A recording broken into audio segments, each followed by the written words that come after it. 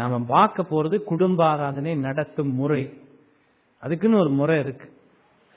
இப்ப இதுல நான் சொல்ல போறது எல்லாமே அந்த சீர்திருத்தவாதிகள், பியூரிட்டன்ஸ் இவங்க காலத்திலையும் ஆதி சபையிலெல்லாம் அவங்க எப்படி நடத்திட்டு வந்திருக்கிறாங்க அந்த முறைகள் தான். ஒண்ணு யோசிச்சுங்க, குடும்ப ஆராதனையில என்ன பண்ணணுங்கிறத நம்ம எங்க இருந்து கத்துக்கிறோம்னா சபை ஆராதனை.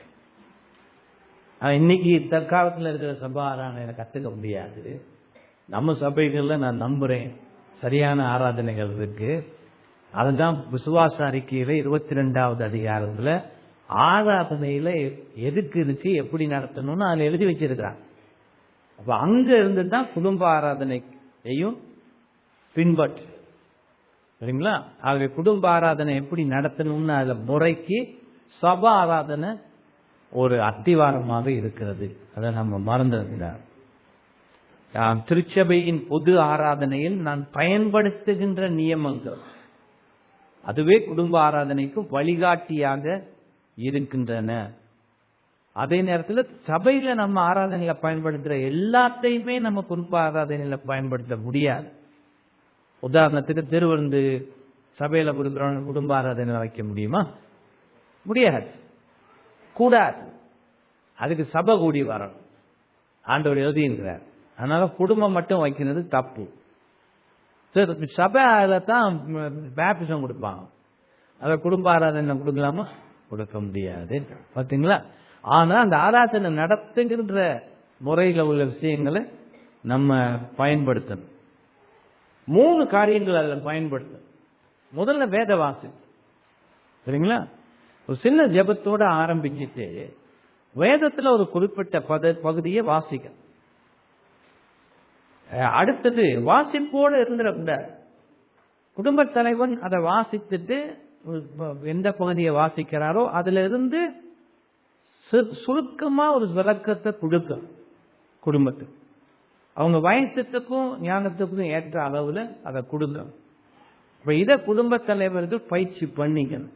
ரொம்ப பேர் கஷ்டப்படுறதுக்கு காரணம் அவங்க தனி வாழ்க்கையில வேத வாசிப்போ, அது வேதத்தை புரிந்து கொள்ளுதோ, ஜெபம் இதெல்லாம் கம்மியா குறைவா இருக்கிறதுனால. அப்படி இருக்கிறதே தான். இப்ப வீரராகவன் மாதிரி கல்யாணம் பண்ண போறவங்க அதுல ரொம்ப கல்யாணத்துக்கு முந்தைய உயரமா போயிடுவேன். வரணுமா இல்லையா? எக்ஸ்கியூஸ் எல்லாம் சரி வராது. இப்ப அதுக்கு முந்தையே சரியா பண்ணி, அதுவும் எனக்கு ஒரு பொறுப்பு, சிறப்பா கல்யாணத்துக்கு பிறகு செய்ய வேண்டிய ஒரு பொறுப்புன்னு இது பண்ணிக்கணும். இல்லாட்டி சடங்கு மாதிரி கல்யாணம் நடக்கும், அப்புறம் கல்யாண வாழ்க்கை ஒழுங்கா இருக்காது. அது வேத வாசிப்பு. அந்த வேதத்தை இப்ப எல்லாருமே வாசிக்கிறீங்க, ஆனா ரொம்ப பேருக்கு அது என்ன சொல்லுதுன்னு புரியல. ஏன்னா நீங்க சுயமா நேரத்தை கொடுத்து வேதத்தை படிக்கிறது, சும்மா வாசிக்கிறது வேற, படிக்கிறது வேற. உங்களுக்கு வேதம் தெரிஞ்சிருக்கு. ஆகவே ஒவ்வொரு சுவாசிக்கும் பொறுப்பு இருக்கு. அந்த வேதம் என்னத்தான் சொல்லுது, எல்லா பகுதியிலையும் பொதுவா என்னத்தான் சொல்லுதுங்கிறது தெரிஞ்சிருக்கு. ஆகவே குடும்ப தலைவர்களுக்கு அது ரொம்ப அவசியம். வேதத்தை வாசித்து அது விளக்கம் கொடுக்கணும். சின்ன பிள்ளைங்களும் இருப்பாங்க, அவங்களுக்கு ஏற்ற மாதிரியும் கொடுக்கணும். அடுத்தது ஜெபம். ஜெபம் ஆராதனை பாடல்களை பாடுதல். அவங்க சர்ச் பாடல் புத்தகம் மாதிரி வாங்கி வச்சுட்டு அந்த பாடல்களை பாடலாம்.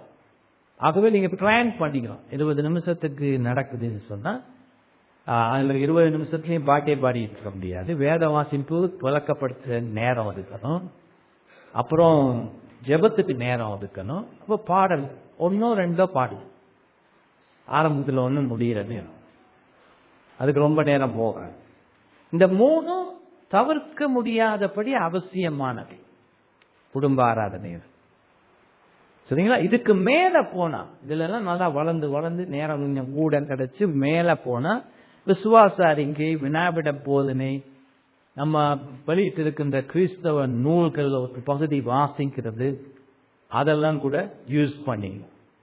பார்த்தீங்களா, 40 புத்தகத்துக்கு மேல வெளியிட்டு இருக்கிறோம், அதெல்லாம் பயன்படுத்துறோம். கொஞ்சம் பேருக்கு அதை விட்டுட்டு வெளியில கண்டவன் எழுதுனாலாம் போய் வாங்கக்கூடாது. எப்பவுமே புக்ஸ் வாங்குறது வாசிக்கிறதுன்னா முதல்ல கேட்க வேண்டிய கேள்விகளை கேட்டுப்பாரு. நான் இதான் செய்யறது, நல்ல பாஸ்டர்ஸ்லாம் இதான் செய்வாங்க. எழுதுன ஆசாமி யார், என்ன தெரியும் அந்த ஆளை பத்தி? அவன் ஒரு சபை போதகனா, இறையியல் கல்வி நன்றாக பெற்றுக் கொண்டிருக்கிறவனா, சீர்திருத்தம் சொல்றதை விட சீர்திருத்த பணியை வேதம் சொல்லுகிறபடி நம்முடைய விசுவாசிக்கு அறிக்கை சொல்லுகிறபடி செய்கிறவன். இதெல்லாம் அவசியம், இதெல்லாம் அவசியம். சும்மா யாரும் விஷயம் இருக்குது ஆளு அப்படி சொல்லாங்க. ஒரு விஷயம் நல்லா இருந்தாலும் எழுதுனவன் நல்லா இருக்கு, எழுதுனவன் நல்லா இருக்கிறமா இல்லையா? பக்தி வைராக்கியம் ஒரு புத்தகம் எழுதி அதுக்கு கீழே சாத்தான்னு பேர் போட்டிருந்தா வாங்க வைக்கலாம். வாங்குவீங்களா? யார் வாங்க மாட்டீங்க இல்லையா? அப்ப இங்க சாத்தான்னு போடாம அவன் சாத்தானா இருந்தா வாழ்க்கையில சாத்தானா? ஏன்னா இன்னைக்கு பணத்துக்காகவும் சுயத்துக்காகவும் வேற காரியங்களுக்காகவும் எழுதுறவன் வெளியிடுறவங்களாம் இருக்கிறாங்க. ஸோ நான் வாங்க மாட்டேன். எனக்கு சரியா தெரிஞ்சு ஒரு நல்ல சபையில் இருந்து நல்ல சபையில பணிகள் செய்து முன்னுதாரணமாக இருந்து வர்றவங்க எழுதுனது தான் நம்ம வாசிக்கணும். அதே போலதான் பிரசங்கம் பண்றவங்க. ஸோ தேவையில்லாம மற்றவங்க தான் ஆளு யாருன்னு தெரியாம வாங்க. சரி, விஷயத்தை மட்டும் அவசியம், ஆளும் அவசியம். இப்போ ஆல்பர்ட் மார்ட்டின் சொன்னா அது வரலாறு எனக்கு தெரியும். அந்த ஆள் எழுதுறது மட்டும் இல்லை, எழுதுற மாதிரியே வாழ்றது, மினிஸ்ட்ரி செய்யறது. இதே மாதிரி எல்லா பியூரிட்டன்ஸையும் நான் வரும். அதே நேரத்தில் ஒண்ணு, பியூரிட்டன்ஸ் அறிவு இல்லாம பியூரிட்டன் புத்தகம் வெளியிட முடியுமா? அதனாலதான் யாரு ஆள், யாரு எழுதுனவன், யாரு அடுத்தது யாரு வெளியிட்டு இருக்கிறது, இதையும் பார்க்கணும். வெளியிட்டு இருக்கிறவங்களும் பார்க்கணும். இதுக்கெல்லாம் குவாலிட்டின்னு ஒண்ணு இருக்கு. குவாலிட்டி கண்ட்ரோல் தேவை எல்லாத்துலயும். ஷர்ட் வாங்கினாலும் குவாலிட்டி பார்க்கறது இல்லையா? பார்க்குறோமா இல்லையா? இந்த மைக்கில் ஒரு நல்ல ஷர்ட் போட்டிருந்தாரு, இதுக்காக கழட்டி கொண்டு வந்து எனக்கு கொடுத்துடாதீங்க, நான் கேட்கவே இல்லைப்பா, நல்லது போட்டிருந்தாரு, பிடிச்சப்ப குவாலிட்டி இருக்குது.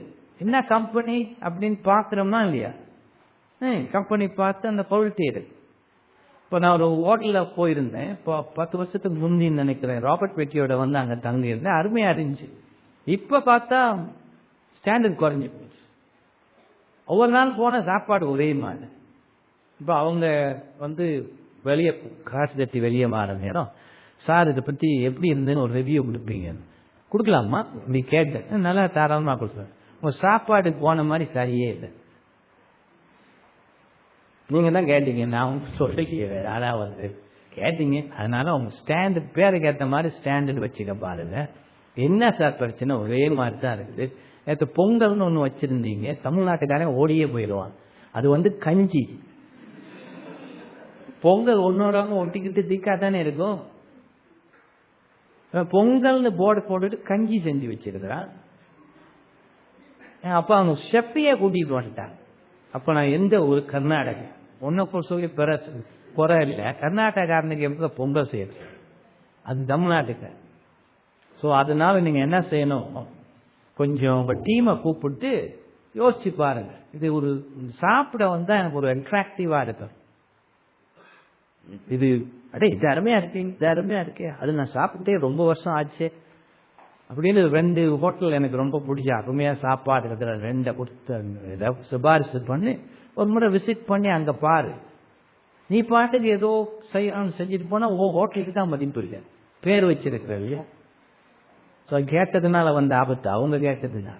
நான் கம்ப்ளைண்ட் நான் சொல்ல, உங்க நன்மைக்காக சொல்றேன். ஏன்னா நான் அடுத்த முறை வரணும்னா வருவேனாங்க. சீரியஸா எடுத்து அதை செய்யறோம். இது ஏன் சொல்றேன், அப்ப குவாலிட்டி வேண்டுமா இல்லையா? எல்லாத்துலயும் குவாலிட்டி பாக்குறோமா இல்லையா? ஒரு விசுவாசியா இருந்து நம்ம வாசிச்சு பயன்பட போற ஒண்ணுக்கு குவாலிட்டி இல்லாட்டி என்ன? நேத்து கொஞ்சம் டைம் இருந்துச்சு, ரெஸ்ட் பண்ண நியூஸ் பார்த்துட்டு இருந்தேன். அப்ப தமிழ் நியூஸ், அப்ப அதுல கீழே போடுவாங்க இல்லையா, ஒவ்வொரு நியூஸுக்கும் போய்கிட்டே இருக்கும். இதெல்லாம் அவ்வளவு ஒண்ணு மாத்தி ஒண்ணு எழுத்து பெற ஒரு எழுத்து பிழை இல்லை. ஒவ்வொரு வசனமும் அந்த ஒரு வார்த்தையோட இன்னொரு வார்த்தை சேரணும் இல்லையா? அதை என்ன தமிழ்னு கத்திக்கிட்டு இருக்கிற கலைஞர் டிவிலையும் கூட பாரு, என்னடா அவங்களுக்கு வாசிக்கவே கஷ்டமா இருக்குது. கட்டாயம் ஒரு இப்போ வர்ற இடத்துல கூட அது இல்லாம எழுதுறாங்க. அப்ப எழுத்து பிழையோட எல்லாம் புஸ்தகம் வெளியிடலாமா? ஜேம்ஸ் நானும் ரொம்ப கஷ்டப்பட்டு ஒரு 95% முயற்சி செய்யலாம். ஆனால் அதுக்கு 120% பர்ஃபெக்டா கொண்டாடுறது கொஞ்சம் கஷ்டம். இப்போ இங்கிலீஷ்ல அதெல்லாம் திருத்துறதுக்கு இருக்கின்ற ஆப்பெல்லாம் நம்ம தமிழ்ல இல்லையே, ஒன்றும் இல்லை. அதனால மேனுவலாக தான் செய்ய வேண்டியது. ஆனாலும் சிரிக்கிற மாதிரி எழுத்து பிள்ளைகள் வச்சுக்க சரி, அது பெரிய சரியே இல்லை. இங்கிலீஷ்ல போட்டீங்கன்னா கிட்டே வர மாட்டான் அவளுக்கு. எழுத்து பிள்ளை கிராமர் எல்லாம் உங்களில் ஒன்று இருக்குது. என்ன தெரியுமா? ஒருமையில ஆரம்பிச்சு பன்மையில முடிப்பீங்க, பன்மையில ஆரம்பிச்சு ஒருமையில போய் முடிப்பீங்க. ஆடுகள் நடக்குது, ஆடுதாயா நடக்கும், ஆடுகள் நடக்காது, ஆடுகள் நடக்கின்றன. ஏன் ஆடுகள் பன்மையில இருக்கா இல்லையா? அப்ப எங்க போய் முடியணும்? பன்மையில போய் முடியும். இப்ப இப்படியெல்லாம் இலக்கண பிழையோடையும் எழுத்து பிழையோடையும் எழுதி அதை காசு போட்டு போடலாமா? கீழிலேயே அப்படி என்ன பண்ண என்னது? ஆண்டவரே செய்வார். சோ குவாலிட்டி வேணும். குவாலிட்டி உங்க இருதயத்துக்கு சரியானதுல வச குவாலிட்டி வேணும். இல்ல இந்த சொல்லக்கூடாது விஷயம் ஓகே தானே இருக்கு சார், அவன் எழுதின மோசம்னா இருந்தாலும் இல்ல, நீ எழுதினவே சரியில்லைன்னா அவன் விஷயத்துல எங்கேயாவது கோளாறு வைக்காம இருந்திருக்க மாட்டான். ஒழுங்கா வாசிக்கிறது. அப்போ உங்களுக்கு அந்த குவாலிட்டி மெச்சூரிட்டி எல்லாம் இருக்குமா? நமக்கு ஒரு விஷயத்துல மெச்சூரிட்டி குறைவா இருந்தா என்ன செய்யறோம்? அனுபவம் இல்லைன்ட்டு தானே போய் பார்ப்போம். போன வருஷம் ஒரு கார் வாங்கினா ரொம்ப காலமா காரையும் பார்க்கல, எங்காகையே ஓடிக்கிட்டு இருந்ததுனால சரி கார் நல்லா தெரிஞ்ச என் பிரதர் இன் லா தான் பார்க்க சொன்னேன். என்னென்ன இருக்கு எல்லாம் பார்த்தேன், என்ன எனக்கு ஒன்றும் தெரியாது, அதனால நீ ஆலோசனை சொல்லு. கேட்கணுமா இல்லையா? அந்த மாதிரி அதனாலதான் பாஸ்டர்ஸோட பேசி கேட்டுட்டோம். அப்ப காசு மிச்சம், உங்க இருதயமும் சேஃபா. ஆகவே இப்ப குடும்ப ஆராதனையில வேதம் வாசிப்போட திருமண தீபம் அதுல வர ஆர்டிகிள்ஸ் மற்ற புஸ்தகம் இதையும் இந்த பகுதிகளை பயன்படுத்திக்கலாம். அது உங்களுக்கெல்லாம் உதவியாக இருக்கும். புரியுதுங்களா? ஒவ்வொன்னா பார்ப்போம். சங்கீதம், கீர்த்தனைகள், பாடல்கள் வேதத்தில் அது இருக்கு. கலாத்தியர் இல்ல கொலோசியர் புத்தகத்தில் இருக்குது. ஒரு வசனம் சொல்லப்பட்டிருக்கிறது. அப்போ பொது ஆராதனையில நம்ம சபையில் பயன்படுத்துகின்ற பாடல் புத்தகத்தை வீட்டில் குடும்ப ஆராதனையின் போது பயன்படுத்த வேண்டும். ஏன்னா கர்த்தரை பாடி துதித்து ஆராதிப்பது ஆராதனையின் ஒரு பகுதி. அப்ப இதுவும் ஆராதனை தானே. சரி, வெஸ்டர்ன் கண்ட்ரீஸ்ல எல்லாம் எல்லா ரிஃபார்ம் சர்ச்லயும் ஒவ்வொரு அங்கத்தவர்கள் வீட்லயும் அந்த சர்ச் பாடல் புத்தகம் இருக்கும்.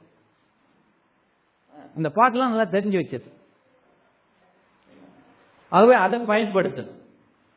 அப்ப அந்த பிள்ளைகளுக்கும் அது ஒரு ட்ரைனிங் இருக்கு, பிள்ளைகளுக்கும் ட்ரைனிங் இருக்கு. உங்களுக்கு இருக்கிற ஒரு நன்மை மியூசிக் இல்லாமையே பாடுறீங்க, அது நல்லது.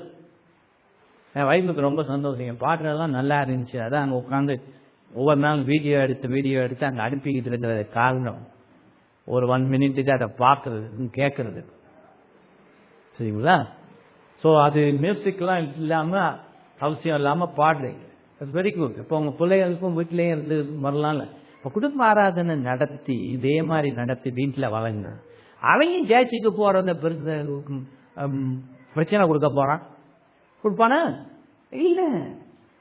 இப்படிதான் பியூரிட்டன்ஸ் ரிஃபார்மர்ஸ் எல்லாம் பிள்ளைங்களையும் எல்லாரையும் வளர்த்துருக்கிறாங்க. சரி, வீட்டில் இருக்கிறத இன்னும் கொஞ்சம் நீளமா நடக்குங்கிறது அவங்களுக்கு தெரிஞ்சு போய். ஆகவே நீங்க வீட்டிலையும் ஒழுங்கா இருப்பீங்க, சர்ச்சிலையும் ஒழுங்கா இருப்பீங்க.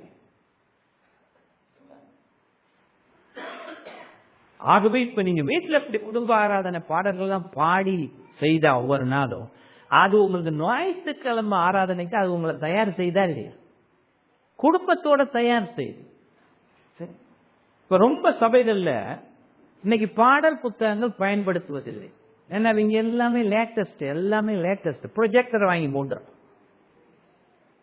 சரி, சில சபைகள்ல தேவையா இருக்கலாம், ஒரு லாங்குவேஜ் வித்தியாசமா இருக்கிற சபைகள்ல தேவையா இருக்கு. இப்ப தமிழ் தெரியாத பேச மட்டும் தெரிஞ்ச சபைகள்ல, ஆனா தமிழ் வாசிக்கக்கூடிய சர்ச்லஸ் எல்லாம் நீங்க பாடல் புத்தகம் இருக்கிறது நல்லது. பாஸ்டர் மார்டின் ஒரு முறை ஒரு ஒர்க் ஷாப்ல அந்த கேள்வியை கேட்டாங்க, பாஸ்டர் ப்ரொஜெக்டர்லாம் யூஸ் பண்ணலாம், அப்ப அது சந்தர்ப்பத்தை பொறுத்தது, இருந்தாலும் பாடல் புத்தகங்கள் யூஸ் பண்றது ரொம்ப நல்லதுன்னு சொன்ன. ஏன்னு கேட்டான், நீ பெந்தகோஸ்தே டான்ஸ் எல்லாம் ஆடாம இருக்கிறதுக்கு அது உதவி செய்யும். என்ன கையில அவன் புஸ்தகத்தை கொடுத்துட்டேன்னா அவன் எங்க ஆடுறது? அப்புறம் பார்த்துக்கிட்டு அல்லே லூயான்னு அது வேற செய்யறானுங்களா இல்ல? அப்ப கையெல்லாம் கட்டி போட்டுரும் பாடல் புஸ்தகம். அப்போ ஒரு பிராக்டிக்கலா எல்லாம் விழுந்து சிரிச்சாங்க. பாடல் புத்தகம் நல்லது, வாசிச்சு பார்க்கறதுக்கு. எனக்கு மேல்நாட்டில் இருக்கிற பாடல் புத்தகத்தில் அந்த டியூன் எழுதப்பட்டிருக்கும், அதனால அவங்க எல்லாம் அந்த மியூசிக்கும் தெரியும் என்ன டியூன்ல இந்த இதை பாடுறோங்கிறது. ஆகவே இன்னைக்கு பாடல் புத்தகம் அவசியம், அதை வீட்டிலையும் பயன்படுத்தணும். நான் பல தடவை சொன்ன ஒண்ணு, நம்ம பாடல் புத்தகம் சீர்திருத்த பாடல் புத்தகத்தை ஒரு நாள் வந்தா நல்லா இருக்கு.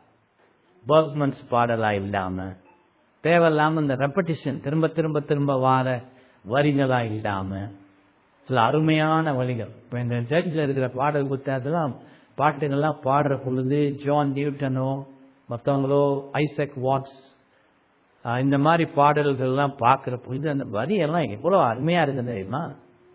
வேத சத்தியங்களெல்லாம் அருமையா எழுதப்பட்ட வசனம். பாடுறதோடு நம்ம சிந்திக்கவும் செய்கிறோம் அந்த வார்த்தைகள். ரொம்ப பாடல்கள் தமிழ்ல இருக்கிறதுல என்ன இருக்குது? டியூன் மட்டும்தான் இருக்கு, இறையியலே பத்தா கம்மியா. அதுக்கும் கொஞ்சம் யோசிக்கணும் நம்ம. ஒரு நல்ல ஆண்டவரை சொல்லி துதித்து பாடுற பாடல்கள், சத்தியங்கள் நிரம்பிய பாடல்களை இருக்கிறதா தெரிவு செய்து பாட வேண்டியது அவசியம். இரண்டாவது, வேத வாசிப்பு. குடும்ப ஆராதனையில் வேதம் வாசிக்கப்பட வேண்டும், அதிலிருந்து விளக்கமும் கொடுக்கப்பட வேண்டும். அப்ப குடும்ப அங்கத்தவர்கள் அந்த கர்த்தருடைய வார்த்தையில அன்பு காட்டி அவருடைய வார்த்தையின்படி வாழ்க்கை நடத்தணுங்கிற ஒரு உயர்ந்த எண்ணத்தோடு அந்த வேத வாசிப்பை கருத்தோட காது முடித்து கேட்கணும். அப்ப அந்த வாசிக்கிறவரும் குடும்ப தலைவன் விளக்கம் கொடுக்கிறவரும் தன்னை அதுக்காக தயார் பண்ணிக்க. என்னதான் இன்னைக்கு சொல்ல போறோம், ஏதோ கடமைக்காக வாசித்து கடமைக்காக ஒரு விளக்கம் கொடுத்துட்டு போங்க. குடும்ப தலைவனா இருந்து மனைவியினுடைய, உங்களுடைய சொந்த வாழ்க்கையும் மனைவியினுடையதும் பிள்ளைகளுடையதும் ஆத்மீக வாழ்க்கையில கருத்து காட்டி கவனம் காட்டி அதை செய்ய அந்த அக்கறை உங்களுக்கு இருக்க. ஒரு தேவ பயத்தோடு நடத்த வேண்டியது இந்த ஆராதனை. இந்த இடத்துல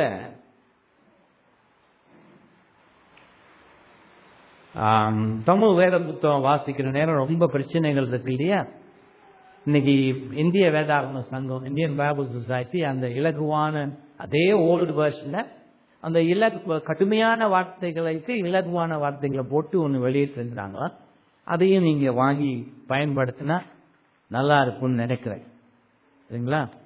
அப்போ அந்த வேத வாசிக்கிற பொழுது ஒரு தொடர்ச்சியாக வாசிக்கிற ஒரு முறையை பயன்படுத்திக்கலாம். இப்ப இங்க ஒரு அட்டையை கொடுத்தாங்க இல்லையா, அது உங்க தனி ஆராதனைக்காக.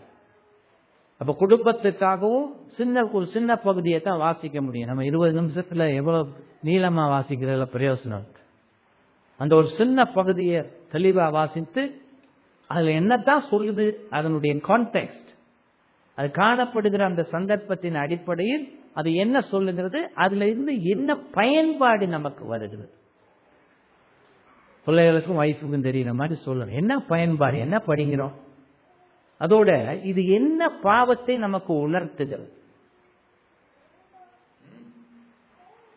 என்ன பயன்பாடு, என்னதை எதை செய்யக்கூடாதுன்னு சொல்லுது அப்படிங்கிறத விளக்கப்படுத்தி பிறகு அவங்கள பேசவும் விடலாம்.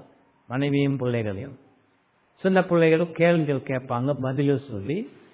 அப்போ அந்த சொல்லப்பட்ட அந்த பயன்பாட்டில் நமக்கு குறைகள் இருந்தா, செய்யாமல் இருந்தா, அதுல ஒரு பாவத்தை அது உணர்த்தினா, அந்த பாவத்தை செய்திருந்தா ஓப்பனா குடும்பமா கூட ஜெபம் பண்ணி ஆண்டவர்கிட்ட மன்னிப்பு கேட்டவன், திரும்பி வாழ்றதுக்கு ஆண்டவர்கிட்ட உதவியும் கேட்க.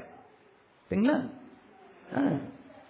அதெல்லாம் இருக்கணும். அது சும்மா மெஷின் மாதிரி வாசிட்டு ஓடிடும். அதனால ஆண்டவர் அதன் மூலமா நம்மளோட பேசுகிறார். பேசுகிற பொழுது ஆலோசனையும் சொல்லுவார், கண்டிப்பா திருத்துவார். அதெல்லாம் மூணையும் சேர்த்தா செய்வார். அவங்க அதுக்கு இறுதியும் இடம் கொடுத்து அது என்னன்னு பார்க்கணும். என்ன பயன்பாடுகள், என்ன கண்டிப்பு, என்ன திருத்துதல் இருக்கு. அப்ப அதுலயே ஜெபம் பண்ணி அந்த திருத்தங்களுக்கு ஏற்படுத்திக்கணும். இப்ப இப்படி இந்த குடும்ப ஆராதனை வளர்ற பிள்ளைகள் எப்படி இருக்கும்னு பாருங்க. எப்படி இருக்குன்னு பாருங்க. அருமையா இருக்கும் இல்லையா? இனி மூணாவது, வினாவிடை போதனை விசுவாச அறிக்கை. இதையும் பயன்படுத்தலாம். அதெல்லாம் நீங்க வளர வளர ஒரு பக்குவத்தை அடைந்து நல்லா நடத்துறீங்கன்னா அதையும் எடுத்து ஒரு சிறு சிறு பகுதியாக பயன்படுத்தலாம். அதுலேயே கூட உங்க சின்ன பிள்ளைகளுக்கு வினாவிடை போதனையை சொல்லி கொடுக்க. என்ன ஒரு ஆராதனை, ஒரு குடும்ப ஆராதனை ஒன்று தான் சொல்லி கொடுக்கலாம். அந்த ஒரு கேள்வியை சொல்லி கொடுத்து இது என்ன கேள்வி, இதுக்கு இதான் பதில். அப்போ சிறுவருக்கான வினாவிடை போதனையை எடுத்து அவங்கள மனப்பாடம் செய்ய வைக்கலாம். அடுத்த நாள் ஆராதனையில் அவங்கள அதை பதில் சொல்ல சொல்லலாம். சரிங்களா? அப்படியே போனா வினாவிட போதனை மனநமாயிடும் எல்லாருக்கும். சின்ன பிள்ளைக்கு உள்ளதாக இருந்தாலும் குடும்ப தலைவனும் மனைவியும் கூட அதை மனப்பாடம் பண்ணிக்கலாம். அப்போ ஒரு சேர்த்த சபையில இந்த ரூட்ல போற குடும்பம் எப்படி இருக்கும்னு யோசிச்சு பாருங்க. அருமையா இருக்குமா இல்லையா? சரி, அதை விட்டுட்டு வேற என்ன நமக்கு தேவை? என்ன தேவை சொல்லுங்க பாப்போம். வேற எங்கேயும் கிடைக்குமா? சிஎஸ்ஐல கிடைக்குமா? போண்டா கொடுப்பான். பிரதரன் சபையில எல்லாம் கிடைக்குமா? கிடைக்க. அங்க சபை வரலாறு தெரியாது. இதுக்கெல்லாம் மனுஷன் எழுதுனு சொல்லி இதுக்கெல்லாம் பயன்படுத்தவும் மாட்டோம். பார்த்து நம்ப முடியாது. வெளியில எங்கேயும் இதெல்லாம் செய்ய மாட்டாங்க. அதனால நம்ம சபைகள்ல இதுக்கெல்லாம் முக்கியத்துவம் கொடுக்கறதுனால குடும்ப ஆராதனையில இதையெல்லாம் நீங்க செய்தால் உங்களுக்கும் உங்க பிள்ளைகளுக்கும் நல்ல பிரயோசனமாக இருக்கும். நாலாவது, வேத வசனங்களை மனப்பாடம் செய்தல். இப்ப எங்க சேர்ச்சில் ஒரு குரூப் இதை செஞ்சுட்டு அவங்களா டிசைட் பண்ணி அவங்களே செஞ்சிட்டு இருந்தாங்க. அதோட ஹிம்சையை மனப்பாடம் செய்யறாங்க. அப்ப நான் பார்த்திருக்கிறேன் சில பேர் என்ன புஸ்தகமே இல்லாம பாடிக்கிட்டே இருக்கிறாங்க. என்ன எல்லாம் மனப்பாடம் செஞ்சிருக்காங்க பாடல்களை. முக்கியமா இந்த அமேசிங் கிரேஸ் அந்த மாதிரி பாடல்கள். இப்போ வேத வசனங்களையும் மனப்பாடம் செய்யறாங்க. என் டீக்கன் அது ரொம்ப கெட்டி. ஐ திங்க் இந்த குரூப்ல என் டீக்கன் தொடர்பு இருக்குன்னு நினைக்கிறேன். இது பார்த்து இதுக்கெல்லாம் அங்கெல்லாம் ரொம்ப பிஸி தான் அவங்க. இருந்தும் கூட இதுக்கும் நேரம் கொடுக்குறாங்களா இல்லையா? சர்ச்செல்லாம் சர்வீஸ் முடிஞ்சு எப்படி கூட்டம் மட்டமா உட்காந்து பேசிட்டு இருப்பாங்க. என்னன்னு பார்த்தா இதான் பேசிட்டு இருக்காங்க. சரி, இதை விட வேற என்ன இருக்குது நமக்கு? அரசியலா பேச முடியும், இல்லாட்டி காசிப் படிச்சுக்கிட்டு இருக்க முடியும். அவரு தெரியுமா அவர் என்ன பண்ணார்? உன் குடும்பத்தையும் அவனை ஒழுங்கா வச்சிருக்க முடியல, அடுத்த வீட்டை பத்தி ஏன்பா பேச? தப்பு. அதெல்லாம் ஆத்மீக காரியங்களை பேசணும். ஆத்மீக விஷயங்கள்ல நம்ம இருதயத்துக்கு இடம் கொடுக்கணும். ஆகவே வேத வசனங்களை மனப்பாடம் செய்யலாம், ரொம்ப நல்லது. அடிக்கடி நினைவுபடுத்திக்கலாம். ஆபத்தான காலம் உண்டு. நம்ம கையில வேலை புத்தகம் இல்லாத நேரத்தில் அம்போன்னு ஓட்ட பார்த்துக்கிட்டு இருக்க வேண்டிய அவசியம் இல்லை இல்லையா? வேத வசனங்கள் எல்லாம் சொல்லலாமா இல்லையா? அஞ்சாவது, கிறிஸ்தவ நூல்கள். அதை பத்தி தான் சொல்லிட்டேன். நிறைய நூல்கள் இருக்கு, அருமையான தலைப்புகள், அறிவில்லாத ஆத்மீக ஆலோசனைகள், சபையை பத்தி எல்லாம் அதுல இருக்குது. பக்தி வைராக்கியம் அருமையா இருந்துச்சு. அதை டேவ் மேரிக்கு வந்து அதை நடத்தின பொழுது அதுவும் தமிழ்ல இருக்குது. தேவ பயம் மார்டின் எவ்வளவு பெரிய புஸ்தகம். நம்ம கிறிஸ்தவத்துல இந்தியாவில் இல்லாதது அதான். இல்லாட்டி இந்த குதிக்க மாட்டாங்களே. தேவ பயம் தான் குதிப்பாங்களா? தேவ பயம் தான் என்னது? ஒரே ஒரு உதாரணம். ஆண்டவர் வெளிப்படுத்தல யோவானுக்கு கொடுத்த பொழுது முகங்குப்புற விழுந்தான். கொரிந்து சபையில சபைக்கு வந்தா ஒருத்தன் ஆராதனையில பார்த்த அந்நியனா இருக்கிறவன் முகங்குப்புற விழுந்த ஆண்டவருக்கு நன்றி சொல்லுவான், துதிப்பான்னு சொல்லிடு. அப்ப டிராமா மாதிரியும் காமெடி மாதிரியும் ஆராதனை இருந்தா அங்க என்ன இல்லை? தேவ பயம் இல்லை. தேவன் இங்கு இருக்கிறார் மத்திங்கிறது ஒரு பயம் இருக்கு. அது ஒரு யகுதியான பயம், பேய் பயம் இல்லை. ரொம்ப பரிசுத்தமான ஒரு பயம். அவருடைய குணாதிசயங்கள், பூரண குணாதிசயங்கள் நிறைந்த தேவன் எங்க இருக்கிறார். அப்ப நாம பாதிகள். அதான் தேவ பயம். தேவ பயமெல்லாம் இருக்கிறவன் திருவிருந்துக்கு பிறகு சண்டை போடுவானா சர்ச்சில்? இல்லையா? போடுவான்களா? அப்ப அங்க அந்த அளவுக்கு போயிட்டாங்கன்னா என்ன ஆச்சு? பிசாசு ஆள தொடங்கிட்டான். தேவ பயம் இருக்கு. அப்ப அப்ப அது அப்படி ஒரு புஸ்தகம் இருக்கு. இன்னும் எவ்வளவோ எழுதி இருக்கோம். அருமையான, நமக்கு தேவையான, நம்ம மக்களுக்கு தேவையானது. இப்ப இதெல்லாம் பயன்படுத்தி நீங்க வாசிச்சு சிந்திச்சு வளர்ந்தா எங்க போகலாம் தெரியுமா? யோசிச்சு பாருங்க. இப்ப ஆண்டவர் ஒரு நாளைக்கு நியாய தீர்ப்பு காலில் ஒருத்தருமே புஸ்தகம் எழுதி வெளியிட்ட ஒருத்தர் சொல்ல முடியுமா? தப்ப முடியாது. எல்லாரும் கொடுத்துருக்கிறேன், நீ தான் ஒண்ணுமே பண்ணாம இருந்திருக்கிறன்னு சொல்லி 10 அடி சேர்த்து கொடுப்பார். நம்ம தப்புக்கு அங்க ஒன்னு எக்ஸ்கியூஸ் பண்ண முடியாது.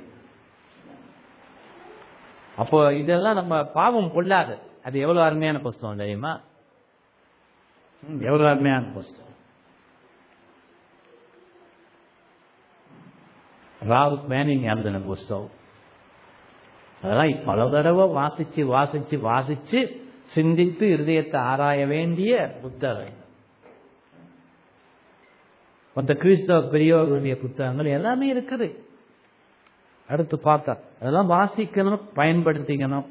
அதான் நம்ம வாழ்க்கை சீர்படும், நம்ம குடும்பம் ஒவ்வொருத்தருடைய வாழ்க்கை சீர்படும். அப்படி எல்லாம் செஞ்சோம்னா நம்ம சபை எங்கேயோ போயிடுது. 6வது ஜெபம். குடும்ப ஆராதனையின் போது முழு குடும்பமும் ஜெபத்தில் ஈடுபட வேண்டும். உங்க சின்ன பிள்ளைங்களையும் ஜெபம் பண்ணப்படும். சின்னதை ஆரம்பிக்கணும். ஜெபம் இல்லாமல் ஒரு 5 வயசுல கேட்டுச்சுன்னா தாராளமா பண்ணுவான். பண்ண என்கரேஜ் பண்ணணும். நீங்க பிறகு 1 மணி நேரம் கோச் பண்ண ஆரம்பிச்சிடாங்க. 5 வயசுல அது என்ன பண்ணும்? கேட்காமையே இருந்துருக்கலாம் போல இருக்கே அப்படின்னு கேட்க நடப்பாங்களா இல்லையா? ஸோ அது பண்ணக்கூடாது. என்கரேஜ் பண்ணுங்க. let them pray. சின்ன பிள்ளைங்க ஜெபம் பண்ணா உண்மையா ஜெபம் பண்ண ஜோடனை எல்லாம் இருக்க. நம்ம தான் ஆண்டவர் வார்த்தையெல்லாம் போட்டு பக்கத்தில் இருக்கிற என்ன இருப்பான், வார்த்தையெல்லாம் நல்லா தான் பண்றான். சும்மா சாதாரணமா மற்றவங்களோட பேசுற நேரம் அவனை பாரு என்ன பண்றான்னு. அதெல்லாம் மாய்மாலம் சின்ன பிள்ளைங்க இருக்குமா? இருக்காது. ஆனால் ஜெபம் பண்ணுங்க அவங்களையும். அதனால அவங்களுக்கு இடம் கொடுங்க. சரியா? அவங்க பண்ற நேரம் சின்ன பிள்ளையும் இடம் கொடுங்க. அவங்களையும் பேசுறது, கேள்விகள் கேட்க முடியும். அதுக்கு இலகுவான எளிமையான விளக்கங்களை நீங்க கொடுங்க. மத்தேயு 6வது அதிகாரத்தில் இயேசு போதித்திருக்க எப்படி ஜெபம் பண்ணுவது, அந்த பேட்டர்ன் தான் நம்ம ஜெபத்திலையும் இருக்குது. நம்ம ஜெபம் பண்ணுகிற பொழுது சரி, முதல்ல ஆண்டவருக்கு என்ன செய்யணும்? ஸ்தோத்திரம் சொல்லணும், நன்றியை கூறுது. ஸ்தோத்திரம்னா தோத்திரம் நன்றி கூறுது. நன்றி கூறுதல். கவனத்தோட பார்த்துக்கிட்டு இருக்கிறாரு, நம்ம போஷிக்கிறாரு, ஆபத்துக்கள் இருந்து அகப்பட்டு விடாத மாதிரி பாதுகாக்கிறாரு. எவ்வளோ பெரிய குணாதிசயம் உள்ள தேவன், அவருக்கு நன்றி கூறு. நம்ம தொடர்ந்து வழி நடத்துவதற்காகவும் பாதுகாப்பதற்காகவும் அவர் எவ்வளவு பெரியவர்னு உணர்ந்து நம்ம அவருக்கு நன்றி கூறணும். நம்முடைய பாவங்களுக்காகவும் குடும்பத்தாரின் பாவங்களுக்காகவும் தாழ்மையோட மன்னிப்பு கேட்கணும். அங்க கேட்டுக்கணும். என்ன உங்க குடும்பம் தானே, அதில் என்ன ரகசியம் இருக்க வேண்டியிருக்கு? கணவன் மனைவி பிள்ளைகள் எல்லாமே அதில் மன்னிப்பு கேட்டுட்டா, இந்த பிள்ளைகளுக்கும் தப்பு செஞ்சா மன்னிப்பு கேட்கணுங்கிறது வருமா இல்லையா, வளருமா இல்லையா? அதில்தான் மன்னிப்பு கேட்கணும். எவ்வளோ பெரிய நல்ல ஒரு பயிற்சி கொடுக்குறீங்க உங்க பிள்ளைகளுக்கு. கர்த்தர் மன்னிக்கிறவர் மறக்கிறவர். மன்னிப்பு கேட்காட்டி அவருக்கு அதை மறக்கிற குணமே இல்லை. ஆகவே அவருக்கு தைரியமா நம்ம எதையும் வெளிப்படையா சொல்லி மன்னிப்பு கேட்கணும். அப்புறம் தேவ ராஜ்யத்துக்காகவும் அவனுடைய விஸ்தரிப்புக்காகவும் ஜெபிக்கணும். நம்முடைய சபைக்காக, சபை அங்கத்தவர்களுக்காக, சபை மக்களுக்காக, போதகர்களுக்காக, உதவிக்காரர்களுக்காக, திருச்சபை சம்பந்தப்பட்டிருக்கின்ற சுவிசேஷ ஊழியங்களுக்காக அதெல்லாம் நீங்க எழுதி வச்சுக்கலாமா இல்லையா? அப்ப கணவனுடைய பொறுப்பா இல்லையா? அந்த பட்டியலெல்லாம் போட்டுக்கிட்டு அந்த 20 நிமிஷத்துக்குள்ள டோர்ச்சர் பண்ணாம எல்லாருக்கும் கொடுத்து ஜெபம் பண்ணு. அவை கணவனுக்கு பெரிய ஜாப் இல்லை. வேறு ராகவன் இப்ப கணவனாக போறவர்னால எனக்கு சொல்லாம இருக்க முடியாது. பெரிய ஜாப் இருக்கு. வீட்டு தலைவன் லீடர் இல்லையா? அப்ப லீட் பண்ணணும். அப்ப மனைவி வருது, என்னையும் லீட் பண்ணுங்க. நாம பாட்டு சாரி முந்தானியா பிடிச்சிக்கிட்டு போயிட்டே இருக்கக்கூடாது. மனைவிக்கு இல்லை அந்த பொசிஷன் கொடுக்கப்பட்டது. நீங்க லீட் பண்ண ஒரு ஆவிக்குரிய கணவனாக டிசிஷன் எடுக்கக்கூடிய ஒரு இருதயத்தை கொண்டிருந்து, தைரியத்தை கொண்டிருந்து அது செய்யணும். ஆகவே தேவராஜ் எல்லாம் இந்த காரியங்களுக்காக எல்லாம் எழுதி வச்சு ஜெபம் பண்ணும். உதவிக்கார உயர் அதிகாரிகள், நம்ம சபைக்கு வெளியில உங்க வேலைகளில் உங்களுக்கு மேல இருப்பவர்கள், அரசாங்கத்திற்காக, மினிஸ்டர்ஸுக்காக, நாட்டுக்காக, உங்களுடைய பிள்ளைகளுடைய ஆசிரியர்கள் பிள்ளைகளையும் கேட்கணும்.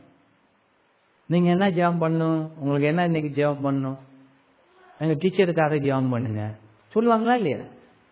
அவங்களாம் ரொம்ப பேர் ரட்சிக்கப்படாதவங்களாக இருப்போம். அவங்களுடைய ரட்சிப்புக்காக, உங்களுடைய குடும்பங்கள் ரட்சிக்கப்படாதவர்களுக்காக எவ்வளவு பண்ணலாம் தெரியுமா? அதெல்லாம் பண்ணணும். அது இதற்கெல்லாம் பிறகுதான் நம்ம சொந்த தேவைகளுக்காக, நம்முடைய சொந்த தேவைகள், நம்முடைய ஆத்மீக சரீர தேவைகள், இதுக்காகவும் ஜெபம் பண்ணும். அப்ப ஜெப குறிப்புகள், இந்த அந்த குடும்ப ஆராதனை ஆரம்பிப்பதுக்கு முன்பே எழுதி வச்சுக்கிறது நல்லது. முடிஞ்சா அவங்களுக்கு கையில் எழுதி கொடுத்துரு பேப்பர்.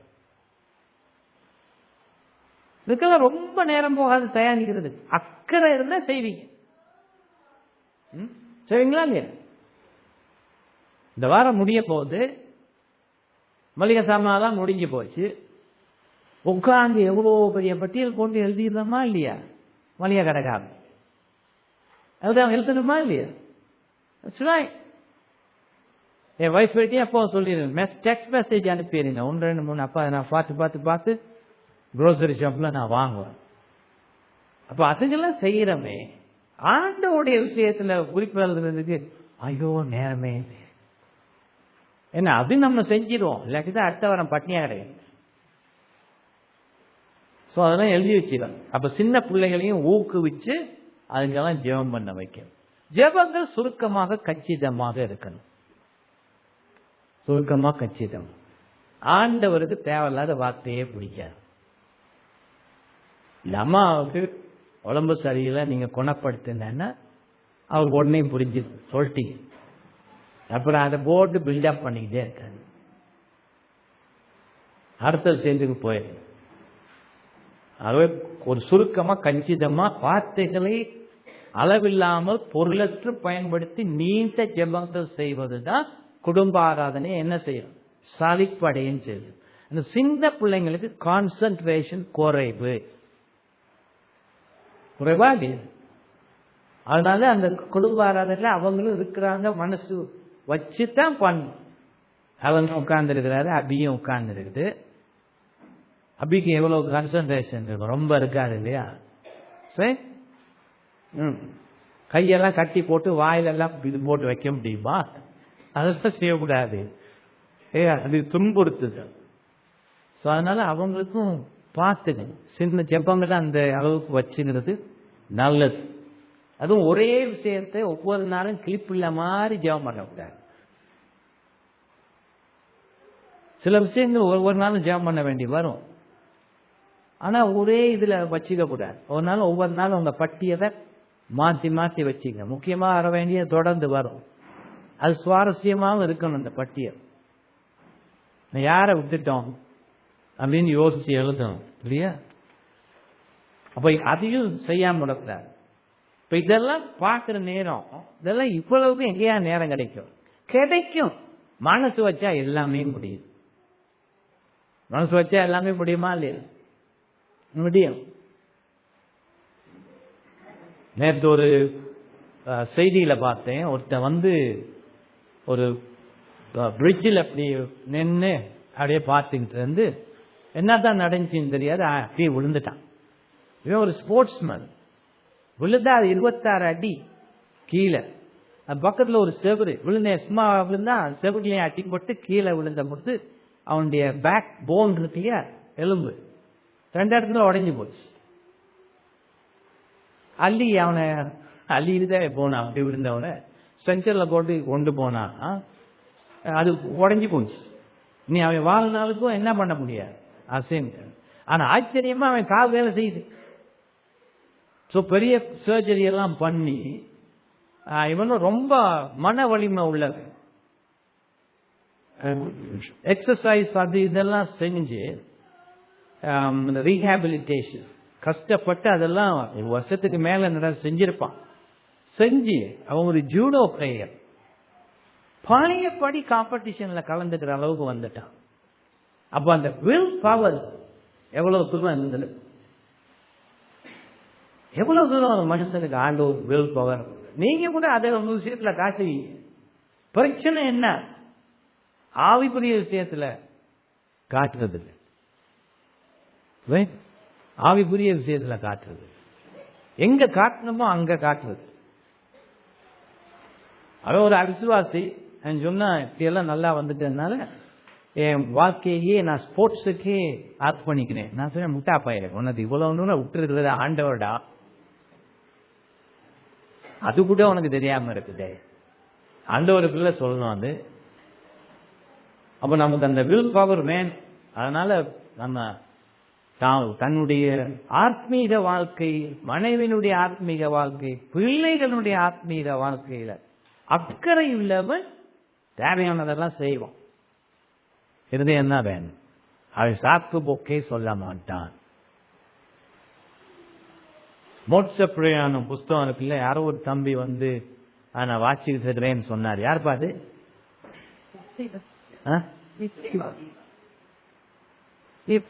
பாபா பையன் இல்லையா? ஓகே, நீங்க சொன்னா நம்ம தான் வேணும். Okay right. அப்ப வாசிட்டு சின்ன பிள்ளை வாசிட்டு இருக்குது. அந்த புஸ்தகத்தை நீங்க பெரியவங்களும் வாங்கி வாசிங்க. இதெல்லாம் அதுல வரும். கிறிஸ்தியானுடைய மனைவி பிள்ளைங்கள்லாம் என்ன பண்ணியிருக்காங்கலாம் வருமா இல்லையா? அதை விட தரமான புத்தகம் எங்க போய் தேட முடியும்? வாங்கி வாசிக்கலாமா இல்லையா? பனியன் எழுதி இருக்க திரும்ப திரும்ப திரும்ப திரும்ப வாசிச்சா அது மனசுல ஓடும், அங்க எப்படி வாழ்ந்துருக்கிறாங்க. சரி, என்னென்ன குடும்ப ஆராதனை இருக்கணும்னு பார்த்தாச்சு. ஆனா இதை யார் நடத்துவது? வீட்டு தலைவனே பெரும்பாலும் குடும்ப ஆராதனையை நடத்த வேண்டும். வீட்டு தலைவன் இல்லாத வேலையில், இப்ப இல்லாத வேலையில் அப்பா ஒவ்வொரு முறை ஆராதனை ஒவ்வொரு நாளும் நான் அந்த நேரம் பார்த்து எங்கேயா ஓடி போயிடணும்னு யோசிக்க கூடாது. இல்லாத வேலைகள்னா அசாதாரண சந்தர்ப்பங்கள் வெளியூர்ல அவர் இருக்க வேண்டி வரும். வீட்டு தலைவன் எப்பவும் வீட்டில தான் இருக்கணும். அசாதாரண நிலைமை ஏற்படுகிற வேலையில் மட்டும் அதை வீட்டு தலைவி நடத்தலாம். பிள்ளைகளையும் இங்க வச்சு அப்பா அன்னைக்கு இல்லை, அங்க அடுத்த ஊர்ல இருக்கிறாரு, அதனால நடத்தணும்னு நடத்தணும். அது கூட தேவையான வீட்டு தலைவன் செய்து வச்சிருக்கு. சரி, அப்ப இன்னைக்கு நம்ம வேலைக்காரர்கள் அவங்கெல்லாம் தங்குறது இல்லை. அந்த காலத்துல மாதிரி நம்ம குடும்பம் மட்டும்தான் இருக்கும். ஆகவே அவர்களோடு வீட்டின் தலைவி அதை செய்யலாம். சபையில தான் பெண்களுக்கு போதிப்பதற்கும் பேசுவதற்கும் ஜெபிப்பதற்கும் வேதம் அனுமதி தரவில்லையே தவிர குடும்ப ஆராதனையில் அவர்கள் பேசக்கூடாது என்று வேதம் சொல்லவில்லை. ஏன் ஆண்டவர் வீட்டில் விடுறவர் ஏன் சபையில் விட்டான்னு அவரை போய் கேளுங்க. ஒரு நன்மைக்கு தான் சொல்லி இருக்கிறார். பெண் பலவீனமாக இந்த ஈக்குவாலிட்டி பேசுகிற சமுதாயம் இருக்கே, அது பைத்தியக்கார சமுதாயம். இந்த ஈக்குவாலிட்டி பேசுகிறவங்க தான் இன்னைக்கு எங்கே போயிட்டாங்க? ஆண் பெண்ணாக மாறலாம், பெண் ஆணாக மாறலாம்னு போயிடுச்சா இல்லையா? மிருகங்களுக்கு மனுஷனுக்கும் வித்தியாசம் தெரியாதவங்க தான் அப்படி பேசுது. வேதம் அப்படி இல்லை. ஆண்டவர் படைத்த பொழுது ஆணாகவும் பெண்ணாகவும் ரெண்டு பேருக்கும் வித்தியாசமான பொறுப்பை கொடுத்துருக்கிறார். அதனால்தான் ஒரு நாளும் ஆண் பெண் மாதிரி நடந்துக்க கூடாது. யாராவது மூக்கில் பேசுறவங்க இருந்தீங்கன்னா நிறுத்திங்க. குரலை போயிட்டு நல்ல ஆண் மாதிரி மாற்றிக்கிட்டு ஒரு ஆண்மை குரல் இருக்கணும். சரி, அதனால ஆண்டவர் பிடிச்சு கொடுத்திருக்கிறார். அதே மாதிரி தான் அவர் ஆண்டவரும் கூட ஆணையும் பெண்ணையும் பண்றார், என்ன வேலைகளை கொடுத்திருக்கிறார். நான் இங்க வர்றதுக்கு முந்தி துபாயில ஒரு அபுதாபியோ துபாயிலையோ ஒரு டென்னிஸ் மேட்ச். அந்த டென்னிஸ் மேட்ச் என்னன்னா ஒரு நாள் இல்லாதபடி ஆணும் பெண்ணும் விளையாடுறது. அதாவது ஆணுக்கு எதிராக பெண், பெண்ணுக்கு எதிராக ஆண். யூஸ்வலா ரெண்டு பேர் ஆண் ஆண் பெண் பெண்ணு தான் நடக்கும். அப்போ அதுக்கு பேட்டில் ஆஃப் த செக்ஸஸ், இனங்களின் பேட்டில்னு சொல்லி போட்டு நம்பர் 1ல உமன்ல நம்பர் 1ல உள்ளவர் தான் விளையாண்டா. ஆண்ல அவன் அடிக்கடி குழப்பம் பண்ணுவான். அதனால அவனுக்கு ஒரு ஸ்லாமும் வின் பண்ணதில்லை. இருந்தாலும் அவனை எல்லாருக்கும் தெரியும், ஒரு ஆஸ்திரேலியன். இவங்க ரெண்டு பேரும் தான் ஒத்துக்கிட்டு விளையாடுறாங்க. அவன் ஈஸியாக அவளை தோக்கடிச்சுட்டான். இவன் நம்பர் 1 இருந்த பொழுதும் அவனும் நல்ல ஸ்ட்ராங் பாடியா எல்லாம் இருந்த பொழுது எப்படி நின்றுச்சு? நம்பர் 1 இல்லாதவன் தொடர்ந்து விளையாடாதவன் தோக்கடிச்சுட்டான். எப்படி முடிஞ்சது தெரியல. லாஜிக்கு இதுதான்ப்பா சொல்றது. ஆன ஒரு விதமான வலிமையோடு சரீரத்தோடு பயன்படுத்தி இருக்கிறார். அதுதான் வேதம் சொல்லுது. பெண் பலவீனமானவர் மட்டுமல்ல, மென்மையானவர். அதனால்தான் பிள்ளைகளுக்கு நம்ம யாராவது பாய்ஸ் இருந்து பெண் மாதிரி நடக்கவோ பேசவோ தான் நமக்கு பயம் வந்துடுமா இல்லையா? டேய் கொஞ்சம் இங்க வா, இதெல்லாம் தப்பு. டேவிடிக்கு போயெல்லாம் கேர்ள் ஃப்ரெண்ட்ஸ் கூடி போச்சு. இருந்தாலும் கவனமாயிரு சரியா? நீயா இருக்கிறத விட்டுறாரு. அது ரெண்டையும் ஆண்டவர் ஒரே மாதிரி படைக்கல. ஆணவிக்குரிய அனுபவத்தில் சில நேரம் பெண் ஆணவோட கூட பெருசா இருக்கு. ஆனா உன்னை சரீரபூர்வமாகவும் உனக்கு கொடுத்திருக்கிற பணிகளிலும் ஆண்டவர் வித்தியாசமாக படைத்திருக்கிறார். அதை நம்ம விசுவாசிகள் மறந்துடக்கூடாது. கிறிஸ்தவன் இல்லாதவன் கிறிஸ்தவன் இல்லாத சிந்தனைகளை கொண்டிருந்து பார்ப்போம். அது பிசாசு சிந்தனை. வேதம் ஆண்டவருடைய ஆண்டவர் ஏற்படுத்தி இருப்பதை நாம் ஒருபோதும் மாற்ற பார்க்கறதுங்க.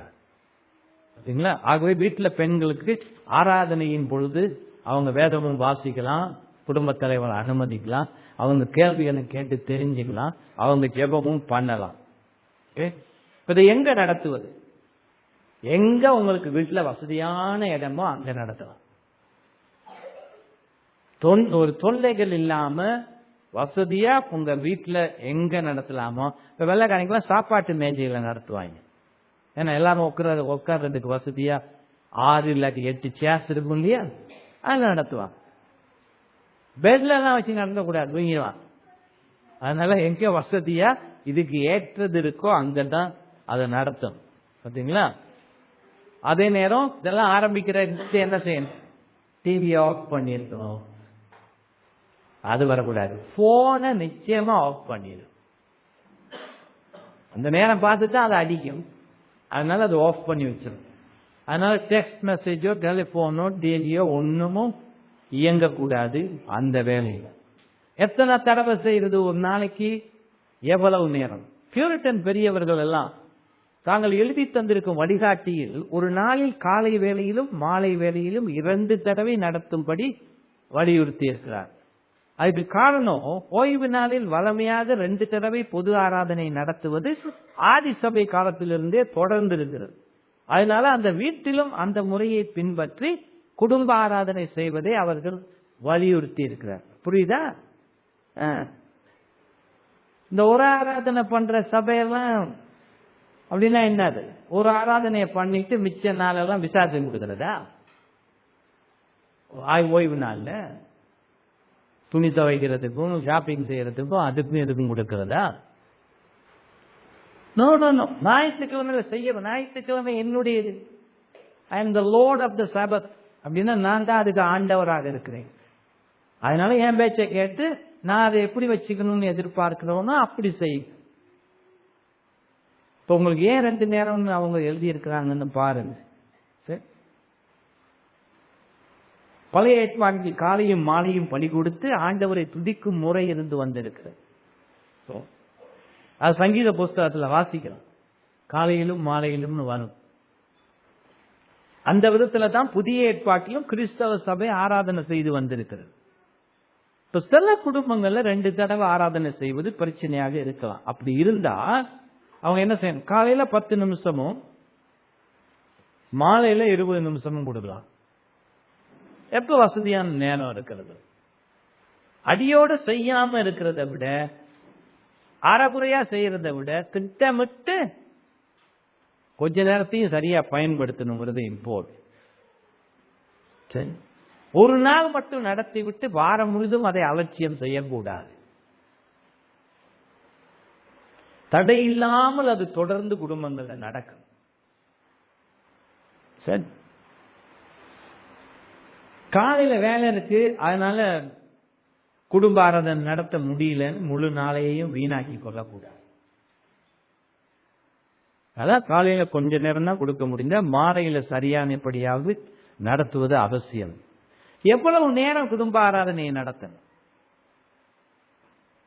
அது குடும்பத்தின் அமைப்பை பொறுத்தது. குடும்பத்தில் குழந்தைகள் எப்படி இருக்கிறாங்கிறதெல்லாம் பொறுத்தது.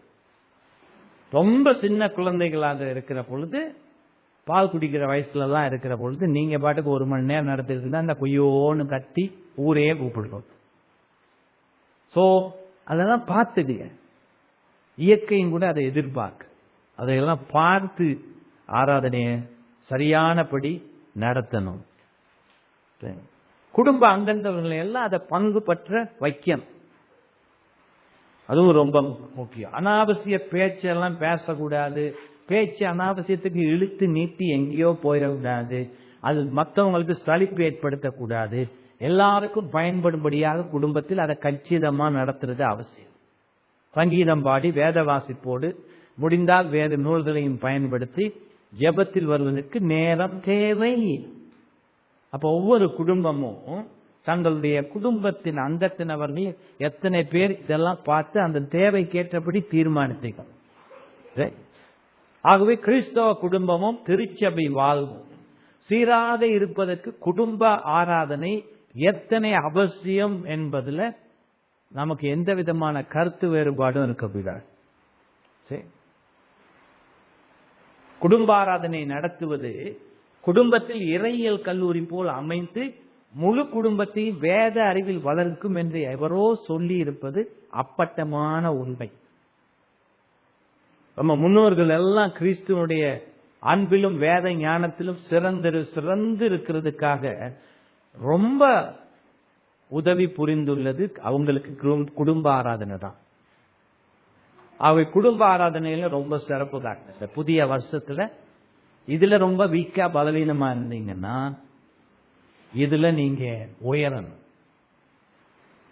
ஸ்காட்லாந்துல சீர்திருத்தவாதியாக இருந்த ஜான் நாக்ஸ், அவரை பத்தி தெரிஞ்சிருக்கும் உங்களுக்கு. அவர் இருந்த பொழுது ஸ்காட்லாந்துல ராணியாக இருந்தவர் கத்தோலிக்க மேரி. அந்த நாக்ஸை பத்தி அவன் என்ன சொன்னா தெரியுமா? ஐரோப்பிய நாடுகளின் அத்தனை படைகளும் சேர்ந்து வந்தாலும் அவற்றிற்கு பயப்படுவதை விட நான் ஜான் நாக்ஸின் ஜெபங்களுக்கு பயப்படுகிறேன் அப்படின்னு சொல்லியிருக்கார். அந்த அளவுக்கு நாட்டின் மகாராணியை பயந்து நடுங்கிய ஜான் நாக்ஸ் கிறிஸ்தவர்களுக்கு எழுதிய ஒரு கடிதத்துல குடும்ப ஆராதனையை பற்றி என்ன சொல்லி இருக்கிறார்னு கேளுங்க. சகோதரர்களே, நீங்கள் கர்த்தருக்கு பயந்து அவருடைய வார்த்தையின்படி உங்களுடைய குடும்பங்களை ஆளும்படி நியமிக்கப்பட்டிருக்கிறீர்கள். ஆகவே நான் சொல்லுகிறேன், நீங்கள் ஒவ்வொரு வீட்டிலும் அவர்களை வேத வாசிப்பிலும் வேத விளக்கங்களை கேட்பதிலும் ஜெபிப்பதிலும் தவறாது ஒவ்வொரு நாளும் ஈடுபடுத்த வேண்டும். ஜான் நாக்ஸ் இப்ப சீர்திருத்தவாத காலம், பியூரிட்டன்களின் காலம், அருமையான காலம், தலை சிறந்த காலம். அவங்க பேரெல்லாம் கேட்கிற பொழுதே புல்லரிப்பு ஏற்படுது. உண்மைதான். அவங்க வாழ்க்கை, ஆத்மீக வாழ்க்கை, தனிப்பட்ட வாழ்க்கை, திருச்சபை வாழ்க்கை எல்லாம் எப்படி இருக்குதுன்னு தெரியுதா? அந்தபடி நம்ம இருக்கிறோமா? அவங்கள பத்தி பேசுறதுக்கு வாய் வந்தாலே கொஞ்சம் நம்மளை பார்க்க ஆரம்பிச்சு, நம்மளே நம்ம பார்க்க ஆரம்பிச்சு. சோ இந்த புது வருஷத்துல நீங்க என்ன செய்யணும்? இந்த விஷயத்துல அக்கறை செலுத்த. ஆண்டவர் பேசி இருந்தா காது கொடுத்து கேட்டு எப்படியாவது இதை சரிப்படுத்தணும்னு ஒரு தீர்மானத்தை எடுங்க. தொடர்ந்து இதேபடி போக இருந்தாரு. ஜோயல் பீக்கி சொல்றார், வாசிக்கிறேன், குடும்ப ஆராதனையை தவிர்ப்பதற்கு சாக்கு போக்கு சொல்லாதீர்கள். நீங்கள் களைப்போடு இருப்பீர்களானால் கர்த்தர் மேல் இருக்கும் அன்பின் காரணமாகவும் குடும்பத்தின் மேல் இருக்கும் அன்பின் காரணமாகவும் களைப்பை எல்லாம் தூக்கி எறிந்து விட்டு குடும்ப ஆராதனையை நடத்து. குடும்ப ஆராதனையை நடத்துவதற்கு அரை மணி நேரத்துக்கு முன் நீங்கள் கோபத்தோடு இருப்பீர்களானால் போலியான தாழ்மையோடு குடும்ப ஆராதனையை நடத்துவதை தவிர்த்து விடாதீர்கள். உடனடியாக கர்த்தருடைய பிரசன்னத்தில் குடும்பத்தாரின் முன் உங்களுடைய பாவங்களை அறிக்கையிட்டு அவருடைய மன்னிப்பை கேளுங்கள். A.W. பிங்க் அவர்கள் சொல்லி இருப்பது போல, கிறிஸ்தவனுடைய பாவங்கள் அல்ல, அவன் வருந்தி மன்னிப்பு கேட்காத பாவங்களே கர்த்தரின் ஆசீர்வாதங்களை அவன் அனுபவிப்பதற்கு தடையாக இருந்து கர்த்தர் அளிக்கின்ற சிறப்பானவைகளை இழந்து போக காரணமாக இருந்து விடுகின்றன.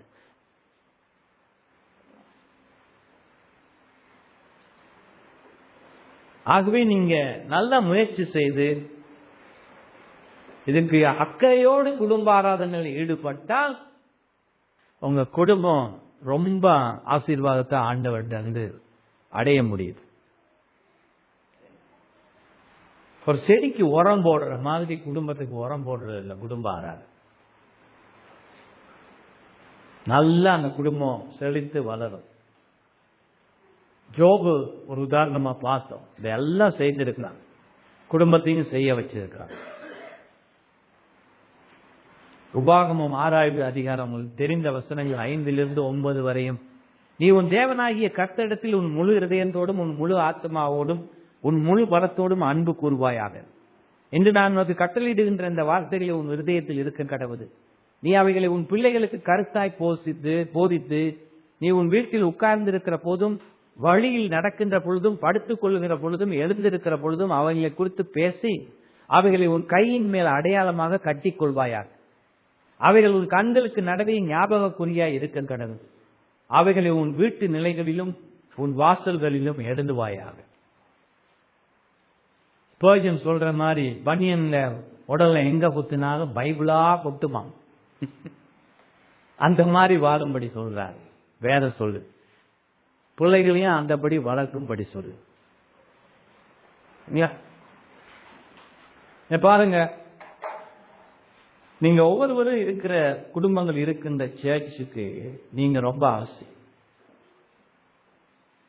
நீங்க எவ்வளவு தூரம் பலத்தோட ஆத்மீக வாழ்க்கைகள் இருக்கிறீங்களோ அந்த அளவுக்கு உங்க சர்ச்சும் பலத்தோட இருக்கும்.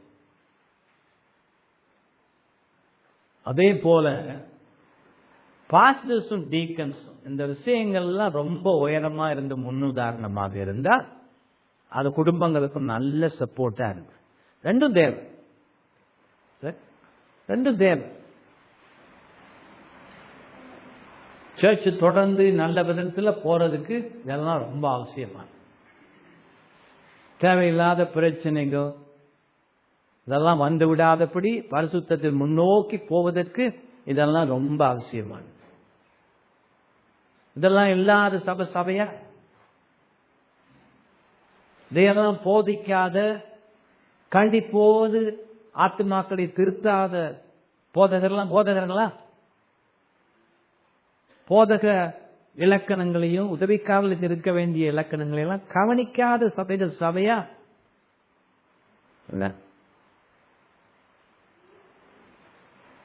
சீர்திருத்த சபைகள், பியூரிட்டன் காலத்து சபைகள் எல்லாம் அருமையா இருந்த அந்த குடும்பங்களால நாடுகளே நல்லா இருக்கு. அதான் சொல்லி இருக்காங்க, பெரிய குடும்பங்கள் எல்லாம் அருமையா இருந்தா நாட்டுக்கே அது சிறப்பா இருக்கு.